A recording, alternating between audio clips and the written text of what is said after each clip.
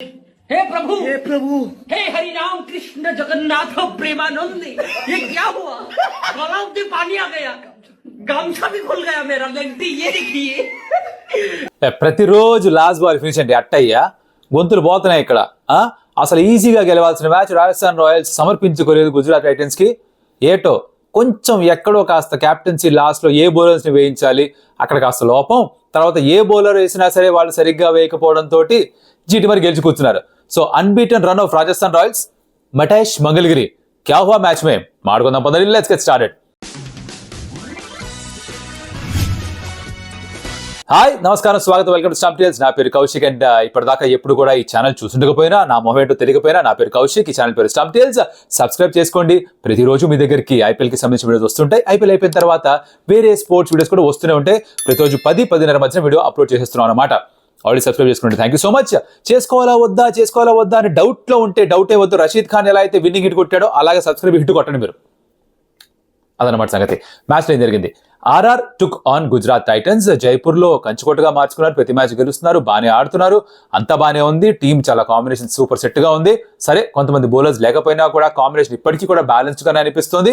ఇవన్నీ ఉన్నా కూడా రాజస్థాన్ వాళ్ళు ఫస్ట్ బ్యాటింగ్ చేశారు, జీటీ బౌలింగ్ ఎంచుకున్నారు. ఆర్ఆర్ బ్యాటింగ్ ఫస్టా. ఓపెనర్స్ జైస్వాల్ పాపం ఆ ఫామ్ ఇంకా దొరకట్లేదు. ఏం జరిగింది సడన్ గా అనుకోవచ్చు మీరు. రన్స్ రావట్లేదు. 24 బౌండరీ స్టార్ట్ దొరికింది, మళ్ళీ అవుట్ అయిపోయాడు. బట్లర్ అవుట్ అయిపోయాడు. రషీద్ ఖాన్ భలే స్పెల్ వేసాడు. తర్వాత వచ్చింది సూపర్ పార్ట్నర్షిప్. వాళ్ళ గురించి మాట్లాడుకోవాలి మనం, బికాస్ పర్ఫార్మర్స్ బ్యాటింగ్ డిపార్ట్మెంట్ లో వాళ్లే.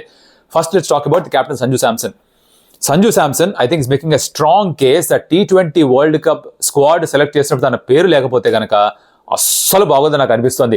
మీరు అందరు వికెట్ కీపర్ బ్యాటర్స్ చూడండి ఇప్పుడు ఈ ఐపీఎల్లో ఇప్పటిదాకా. I think is the best probably, because keeping బాగా చేస్తున్నాడు. క్యాప్టెన్సీ సరే తనకు దొరకదు ఇండియాకి, అది వేరే విషయం. కీపింగ్ బాగా చేస్తున్నాడు, బ్యాటింగ్ కన్సిస్టెంట్ గా రన్ స్కోర్ చేస్తున్నాడు, మంచి స్ట్రైక్ రేట్ లో బ్యాటింగ్ చేస్తున్నాడు. సరే, ఇక్కడ నంబర్ 3 ఆడతాడు, కానీ ఏ పొజిషన్లో అయినా ఆడగలను అని చూపించాడు గతంలో. సో నంబర్ 3లో తనకి స్థానం లేకపోయినా కూడా ఆ 5, 6, 7లో అయినా ఆడగలడు. మిడిల్ ఆర్డర్ ఎక్కడైనా స్లాట్ ఇన్ అవుతాడు. And he's delivering results. Keeping కూడా బాగా చేస్తాడు, సేఫ్ కీపర్. సో తనని వద్దనుకొని వేరే కీపర్ వైపు వెళ్లాల్సిన అవసరం బహుశా లేకపోవచ్చు. తన పర్ఫార్మెన్స్ తో ఫోర్స్ చేస్తుండొచ్చు సెలెక్టర్స్ ని. అరే సంజు శాంసన్ కాకుండా ఇంకొని తీసుకోవడం కష్టం రాని. ఎంత బాగా కంట్రోల్డ్ గా ఆడుతున్నాడు అంటే, ఒక పక్క తను ఫస్ట్ నెమ్మదిగా ఆడాడు. ఎందుకు? రియాన్ పరాగ్ కాస్త అగ్రెసర్ రోల్ తీసేసుకున్నాడు. ఈ started attacking the spin, especially Noor Ahmad. అది జరుగుతున్నప్పుడు తను ఆగాడు. అప్పుడని స్ట్రైక్ రేట్ ఏమి 100 కంటే తక్కువ లేదు, 100 కంటే పైన మెయింటైన్ చేసి, కానీ ఆగాడు, చూశాడు రియాన్ పరాగ్ ఆడుతున్నాడు, తనని కొట్టని అనుకున్నాడు. ఈగో మీద తీసుకోలేదు. తర్వాత తను అటాక్ చేయడం స్టార్ట్ చేశాడు. That's the beauty, that's the best part. So ఈ మెచ్యూరిటీ వచ్చేసింది, కన్సిస్టెన్సీ వచ్చేసింది, షార్ట్ సెలెక్షన్ ఇంప్రూవ్ అయింది. ఇంత చక్కగా రన్ స్కోర్ చేస్తూ ఈజీగా బౌండరీ క్లియర్ చేస్తాడు. మిస్ హిట్స్ అనుకున్నవి కూడా కొన్ని 6లు గెలిపాయి. There was a pull shot that he played. అది నేను కరెక్ట్ అయింది అనుకోలేదు. లాంగ్ ఆన్లో ఫీల్డర్ ఉంటే ఏంటో పరిస్థితి. లాంగ్ ఆన్లో ఫీల్డర్ లేడు, మిడ్ ఆన్లో ఉండదు, వేరే విషయం. బట్ అయినా కూడా మిస్ హిట్ బౌండరీ దాటి వెళ్ళిందంటే తన బలం ఏంటో తెలుస్తుంది, తన టైమింగ్ ఏంటో అర్థమవుతుంది. సో ఎలా చూసినా సరే Sanju Samson is making a great case for T20 world cup selection నా ఉద్దేశంలో. అవునంటారా కాదంటారా కమెంట్లో చెప్పండి. మార్క్స్ ఎంతో ఆన్ స్కేల్ ఆఫ్ 1 to 5 గుద్దు బారేసేయండి. Next rayon Parag. ఈ అబ్బాయి అయితే నేను కామెంటరీలో ఒక వర్డ్ అన్నా, నాకు తెగ నచ్చేసింది. ఏంటంటే వర్జన్ 2.0 అంటుంటాం. ఈ వర్జన్ 2.0, 3.20 సాఫ్ట్వేర్ అప్గ్రేడ్స్ వస్తుంటాయి కదా. అది ఈ సాఫ్ట్వేర్ అప్గ్రేడ్ ఏదైతే జరిగిందో ఫర్ రియాన్ పరాగ్, ఇది ఏంటంటే అంటే తనకి అప్గ్రేడ్, కానీ మిగతా టీం అందరికీ వైరస్ లా మారిపోయాడు.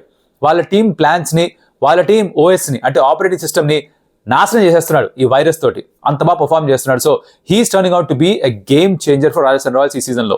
ఎంత బాగా ఆడుతున్నాడు ఈ కుర్రాడు. తనకి 2 అవకాశాలు దొరికాయి. రషీద్ ఖాన్ వేసిన ఫస్ట్ ఓవర్లోనే తను రాగానే క్యాచ్ పట్టుండాల్సింది మ్యాచ్ వేడు పట్ల. నెక్స్ట్ ఓవర్ కూడా క్యాచ్ పట్టుండాల్సింది పట్ల. తను ఏం చేయగలుగుతాడు? తనకి ఎవరైనా ఛాన్స్ ఇస్తా అంటే వద్దంటాడా? తను మట్టుకు హ్యాపీగా ఆడాడు. నూర్ అహ్మద్ భలే టార్గెట్ చేశాడు. రషీద్కి ఏమో రెస్పెక్ట్ ఇచ్చాడా? నీట్గా ఆడేశాడు. నూర్ అహ్మద్కి డిస్రెస్పెక్ట్ చూపించాడు.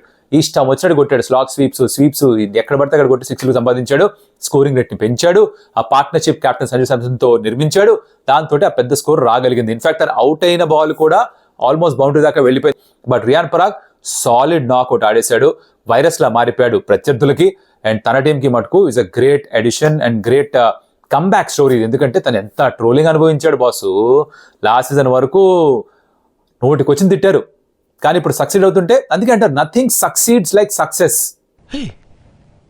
ఇప్పుడు నువ్వు ఏమన్నా? Nothing succeeds like success.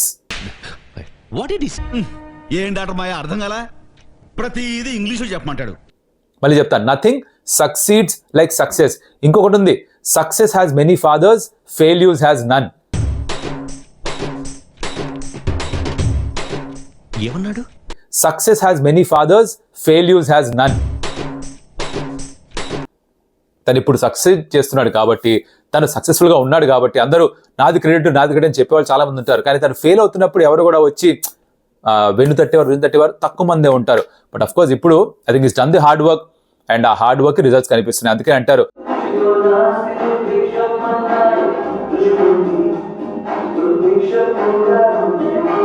అలాగా తన కృషితోటి తన అదృష్టాన్ని మార్చుకున్నాడు, తన కృషితోటి తన ఫామ్ని మార్చుకున్నాడు, తన కృషితోటి సక్సెస్ని సంపాదిస్తున్నాడు. Is enjoying that. So I really hats off to Riyan Parag for that.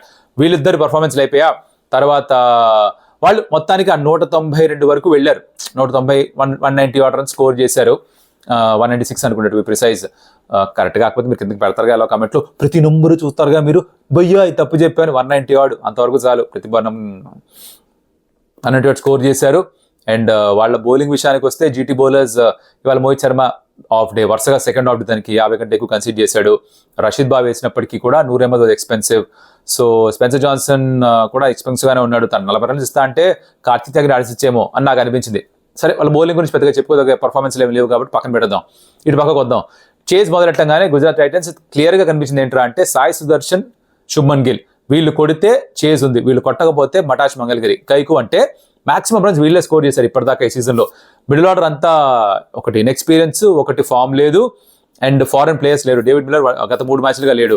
Kane విలియమ్స్ని drop చేసి మ్యాచ్ వేడ్ని తీసుకొచ్చారు. I thought it is good move. కానీ వేడ్ని ఫినిషర్గా వాడు ఉండాలని నా ఒపీనియన్. ఎందుకంటే ఆస్ట్రేలియాగా ఆడుతున్నప్పుడు ఫినిషర్గా ఆడతాడు, వరల్డ్ కప్లో కూడా ఫినిషర్గా ఫినిష్ చేయలే పాకిస్తాన్ని సెమీఫైనల్, గుర్తుందా? అలాంటి ఆ ఎక్స్ప్లోజివ్ ఎబిలిటీ ఉన్నప్పుడు నంబర్ 3 ఆడించాల్సిన అవసరం ఏంటో నాకు తెలియలే. నంబర్ 3 కూడా ట్రైడ్ సంబడి ఎల్స్. అలా కాకుండా వేడ్ని 3లో ఆడించారు. వేడ్ అక్కడ కూడా ఫ్లాప్ అయ్యాడు. సాయి సుదర్శన్, గిల్ బాగానే ఆడారు. సో గిల్ గురించి మాట్లాడుకుందాం మనం. గిల్ ఆ 89 నాట్అవుట్ తర్వాత అగేన్స్ పంజాబ్ కింగ్స్ మళ్ళీ కంటిన్యూ చేశాడు ఆ ఫామ్ని. లైక్ ఒకసారి రన్స్ కొట్టడం స్టార్ట్ చేస్తే శుభ్మన్ గిల్ ఆగడు. That is something that we've seen last year కూడా. ఐపీఎల్ కావచ్చు, ఇండియా కోసం ఆడుతున్న T20s కావచ్చు, ODIs కావచ్చు, వరల్డ్ కప్ కావచ్చు, ఎక్కడ చూసినా సరే ఆ రన్స్ వస్తున్నాయి అనగానే టక స్కోర్ చేస్తూనే ఉంటాడు.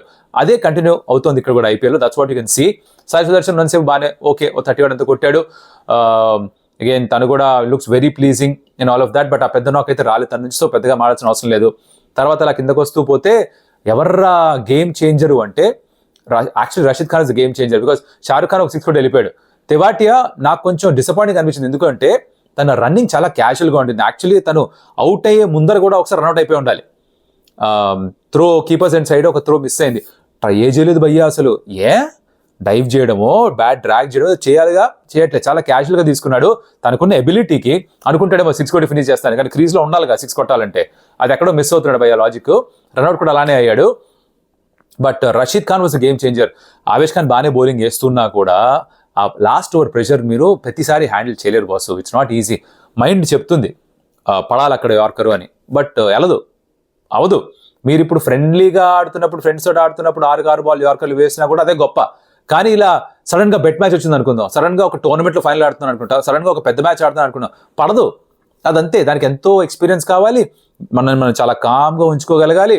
అండ్ అసలు ఎక్కడ ఓడిపోతామన్న భయం ఉండకూడదు. బికాస్ ఆ భయమే సగం చంపేస్తుంది మనని. ఆ చిత కంటే ఎక్కువ కాలుస్తుంది అంటారే, ఆ చింత ఉండకూడదు. ఓడిపోతామన్న చింత ఉండకూడదు. అది యాక్చువల్లీ చాలా మందికి వచ్చేస్తూ ఉంటుంది. కాబట్టి probably they fail to deliver. Nothing against Avesh Khan. Actual తను బాగానే వేశాడు దాని ముందు ఓవర్ కూడా. ఎక్కడో సంజు శాంసన్ చిన్న క్యాల్కులేషన్ మిస్టేక్ చేశాడు. బికాస్ ట్రెంట్ బోల్ట్ 2 overs మాత్రమే వేశాడు. 8 runs మాత్రమే ఇచ్చినప్పుడు ఇంకొక ఓవర్ 2 వేసి ఉండొచ్చేమో. అశ్విన్తో వేయించాడు 17th ఓవర్, అక్కడ 17 వచ్చాయి. తర్వాత కుల్దీప్ సేన్ ఫస్ట్ 3 overs చాలా బాగా వేసాడు. 3 wickets కూడా తీసుకున్నాడు. స్టాండర్డ్ పర్ఫార్మర్ వాళ్ళకి బాల్ తోటి. లాస్ట్ ఓవర్లో రివైజ్ చేశాడు. నో బాల్స్ వైడ్స్ వేశాడు. ప్రెషర్ కనిపించింది తనలో కూడా. అండ్ ఆవేష్ ఖాన్ లాస్ట్ తను కూడా కాస్త ఎక్స్పెన్సివ్ అయిపోయేసరికి మళ్ళీ ఒక లాస్ట్ బాల్ ఫినిష్ చూసాం. GT they will be very happy because వాళ్ళు 5 ఆడితే 3 ఓడిపోయి ఉన్నారు. ఇది ఓడిపోయి ఉండొచ్చు యాక్చువల్లీ. Very good chance. 90% గెలిచే ఛాన్స్ ఆర్ఆర్కే ఉండింది 15th ఓవర్ వరకు కూడా. But they did the unthinkable. వాళ్ళు they manage to kind of snatch victory from the jaws of defeat. కామెంటరీలో ఇంత ఆంగ్లం వాడలేను కాబట్టి, నేను వాడతాను తెలుసు, ఇంత వాడలేను కాబట్టి ఇక్కడ వారేస్తాను అనమాట.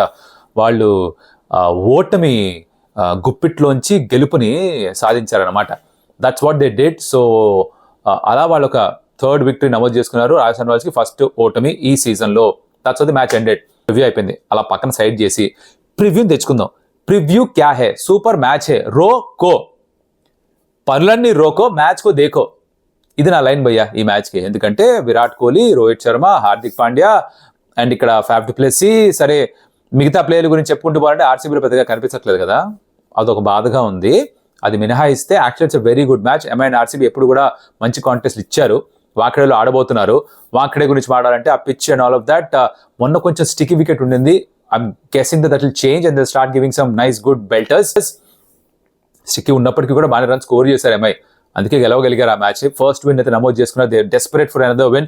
ఆర్సీబీ కూడా డెస్పరేట్ ఫర్ సెకండ్ విన్. 5 ఆడితే 4 ఓడిపోయారు. ఇంకా ఓడిపోయారంటే బాటమ్ ఉండిపోతారు. ఇంకా ప్రతిదీ గెలవాలన్న సిచ్యువేషన్లోకి వచ్చేస్తారు. అది అనవసరమైన ప్రెషర్, అది అలా ఉండకూడదు. అండ్ ఆర్సీబీ వాళ్ళ గురించి ఫస్ట్ మాట్లాడదాం. ఆర్సీబీ చాలా పొరపాటు చేస్తే అనిపించట్లే మీకు? మీరు ఆర్సీబీ ఫ్యాన్స్ అని కూడా మీకే తెలుసు చాలా. ఎందుకంటే బయటకు మీరు ఎంత డిఫెండ్ చేసినా కూడా, ఐ అండర్స్టాండ్ దిస్, బయటకు ఎంత డిఫెండ్ చేసినా కూడా పర్సనల్గా మీకు తెలుసు వాళ్ళు చేసిన తప్పులేంటో. గుండె మీద చేసుకుంటే మీరే చెప్పేస్తారు. విల్ జాక్స్ ఫామ్లో ఉన్న ప్లేయరు, మన ఎస్ఐడి T20లో 100 కొట్టాడు 45 బాల్స్లో. ఆస్పినర్స్ వికెట్స్ తీసుకుంటాడు. ఇన్నున్నాయి. వచ్చేసి అర్జెంట్గా మ్యాచ్ గెలిపిస్తాడని కాదు, కనీసం ఫామ్లో లేని ప్లేయర్స్ని కూర్చోబెట్టి వేరే ప్లేయర్ని ట్రై చేయాలిగా. అది కదా లాజిక్, అది మిస్ అవుతున్నారు. బౌలర్స్ వైశాఖ్ విజయ్ కుమార్ ఇంత బాగా బౌలింగ్ చేస్తే తనని ప్లేయింగ్ లెవెల్లో ఉంచకుండా బయటకు పెట్టడం ఏంటి 2 మ్యాచ్లు? ఎవరికి అర్థం కాని విషయం.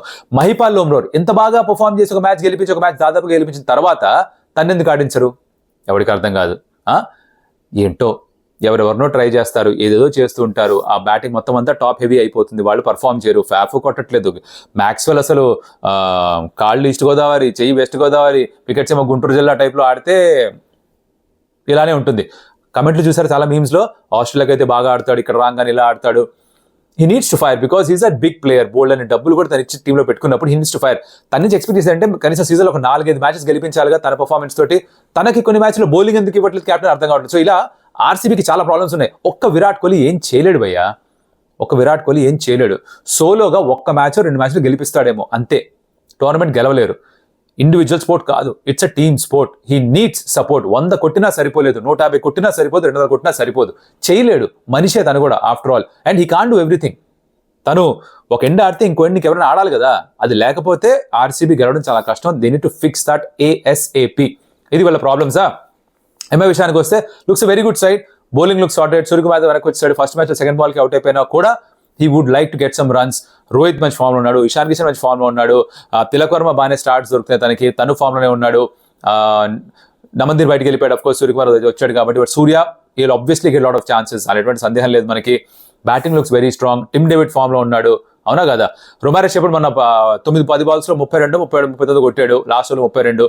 వీళ్ళందరూ ఫామ్లో ఉన్నారు, రన్స్ బాగా కొట్టగలరు. Strong batting lineup. నబీ ఉన్నాడు స్క్వాడ్లో కావాలనుకుంటే. అండ్ బౌలింగ్ డిపార్ట్మెంట్ చూస్తే బుమ్రా ఉండడం పెద్ద అడ్వాంటేజ్. ఏ ఫార్మాట్ అయినా వికెట్స్ ఇస్తాడు, యార్కర్స్ వేయగలుగుతాడు లేజర్ గైడెడ్ ప్రిసిషన్ తోటి. The battle between will get that later. So Bumrah along with Piyush Chawla the spinner, and of course Hardik Pandya bowling చేయట్లేదు. మిగిలేమని ఉందా మళ్ళీ తెలియదు మనకి. బట్ తను Hardik Pandya with the bat కూడా కాంట్రిబ్యూట్ చేయాలి, స్ట్రైక్ రేట్ పెంచాలి, లేకపోతే కొంచెం ప్రాబ్లం అయిపోతుంది టీంకి. He should not be somebody whose తన వల్ల స్కోరింగ్ రేట్ ఆగిపోతుంది, అవ్వకూడదుగా. ఇంత బ్యాటింగ్ ఉంది కాబట్టి కొట్టేసేయాలి. కొట్టేసే అంటారే, అలా కొట్టేసేయాలి. ఇంకా అది చేస్తే బాగుంటుంది. అది చేశాడు. రిమెంబర్ RR గేమ్లో కౌంటర్ అటాక్ చేశాడు తిలక్తో కలిసి. అదే బ్యాటింగ్ అవసరం ఉంటుంది. ఈ వికెట్ కాస్త టాకీ ఉండిందేమో, బట్ తర్వాత షెపర్డ్ ఆడాడు కాబట్టి ఆ మేకప్ అయిపోయింది. So I think on paper ఇప్పుడు వీళ్ళు 4లో 1 గెలిచినా, వాళ్ళు 5లో 4 ఓడిపోయినా కూడా నువ్వు టీమ్ మేకప్ చూసుకున్నా కూడా భయ్యా మా బ్రో ఏమనిపిస్తుందంటే MI is the better side. MI has a bigger chance to win. RCB గెలిచి తీరాలి, లేకపోతే వాళ్ళ సీజన్ చాలా కష్టంగా మారిపోతుంది. But I still think it's MI's game. తెలుసు నిన్న ప్రివ్యూలో కూడా నేను జీటీ కష్టం, ఆర్ఆర్ఏ గెలుస్తుంది అన్నాను. యాక్చువల్లీ ఆర్ఆర్ఏ గెలవాల్సింది. వాళ్ళు చేసుకున్న తప్పుల వల్ల జీటీ గెలిచారు. జీటీ లాస్ట్లో బాగా ఆడారు. అలాంటిది ఏమైనా జరిగితే ఆర్సీబీ గెలవచ్చేమో కానీ ఆన్ పేపర్ అయితే MI looks the better side. That is what I'm trying to say. You could be backing RCB, I have no problem with that. నాకు ఎంఐ ఫేవరెట్ టీమ్ కాదు, ఆర్సీబీ నా ఫేవరెట్ టీమ్ కాదు. Is giving an honest opinion is what I want to tell you. So key batters గురించి మాట్లాడితే the battle I'm looking forward to is Bumrah against Virat Kohli. ఇది మనం ఎక్కువగా చూడం, నాకే చూడాలని భయ్యా. విరాట్ కోహ్లీ ఓపెనింగ్ చేస్తూ బుమ్రాకి న్యూ బాల్ ఇచ్చేసాలి. నువ్వు వెయ్యి భయ్యా. మీ ఇద్దరు కొట్టుకుంటే, ఇప్పుడు 2 పెద్ద పెద్ద అస్త్రాలు కొట్టుకుంటే, మాయాబజార్ సినిమా చేశారా, డిషూమ్ డిషూమ్ డిషూమ్ డిషూమ్ అని కొట్టుకుంటే ఏమవుతుందో తెలియదు మనకి కదా. అలాంటి ఒక బ్యాటిల్ చూడాలని నాకు. I want it to be a nice long battle. ఎవరు గెలిచినా I'm okay, I'm fine. So Virat and Bumrah is something I want to really look forward to. తర్వాత వీళ్ళు ఎటువంటి బౌలర్స్ని ఆడిస్తారో. సిరాజు ఫామ్లో లేడు, యష్ దయాలు రన్స్ ఇస్తున్నాడు, గ్రీన్ ఏం చేస్తున్నాడు తనకే తెలియదు, మ్యాక్స్వెల్ బౌలింగ్ వేస్తాడు లేదా ఫ్యాఫ్కే తెలియదు. ఇలాంటి పరిస్థితుల్లో వైశాఖ్ విజయ్ కుమార్ని ఆడించరు. వీళ్ళ బౌలింగ్ ఏమో అంతంత మాత్రంగా ఉంది. ఎంఐ బ్యాటింగ్ లైన్ చూస్తే వీళ్ళేమో చీచి చెండాడుతారన్నట్టుగా అనిపిస్తోంది. సో అది ఐమ్ సేయింగ్, వీళ్ళ bowling, RCB bowling against the might of MI batting that's an overall battle to look forward to. But solo battle ఒకటి కావాలి అంటే I'm going to pick Bumrah versus Virat Kohli. That's something I'm looking forward to. అది kick ఇచ్చే point నాకు ఈ మ్యాచ్లో. మీకు అది కిక్ ఇస్తున్నట్టు నాకు చెప్పాలి. ఇంతే సంగతులు, చూసుకుందాం. I'm picking MI to win the game. You might be picking RCB. Let me know in the comments. And మరో వీడియోతో రాదర్ ఈ మ్యాచ్కి సంబంధించిన రివ్యూ తోటి తర్వాత మ్యాచ్ ప్రివ్యూ గురించి మాట్లాడుకుంటూ కలుద్దాం. అప్పటిదాకా మరి కౌశిక్ సెలవా, స్టంప్ టెల్స్ సెలవా.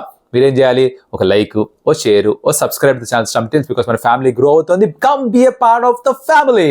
మరి మళ్ళీ కలుస్తా. అప్పటిదాకా bye boy and take care.